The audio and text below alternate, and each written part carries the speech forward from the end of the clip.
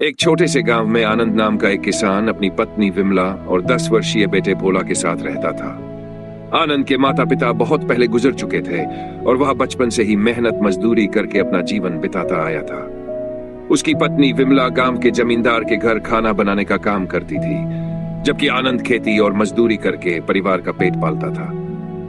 उनका छोटा सा घर सादगी और संघर्ष का गवाह था। इस बार ठंड का मौसम गांव में कुछ ज्यादा ही कठोर था। लगातार बारिश और कड़कती ठंड ने हर किसी का जीवन दूभर कर दिया था।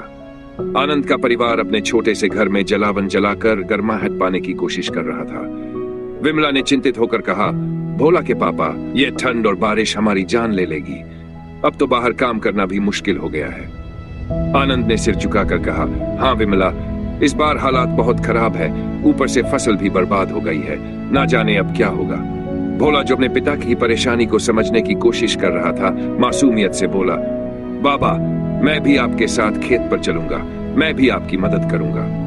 आनंद ने उसे समझाते हुए कहा, नहीं बेटा, इतनी ठंड में बाहर जाना ठीक नहीं है, तुम घर में रहो, यहीं सुरक्षित रहोगे। विमला ने उसे डांटते हुए कहा, बेटा, अगर तुम बीमार पड़ गए तो हमारे पास इलाज के पैसे भी नहीं हैं, समझदारी से घर में रहो। आनंद ये सुनकर चुप हो गया, लेकिन उसे अब घर की आर्थिक हालत की चिंता सताने लगी। उसने विमला से पूछा, घर में राशन का क्या हाल है? विमला ने सिर झुकाकर जवाब दिया, घर में बस 2 दिन का राशन बचा है, सब्जियां और दाल खत्म हो चुकी है। आनंद ने गहरी सांस लेकर कहा, मैं कल सरपंच जी से मदद मांगूंगा, शायद कुछ हल निकल आए। अगले दिन आनंद घने कोहरे और तेज ठंड के बीच सरपंच के घर पहुंचा।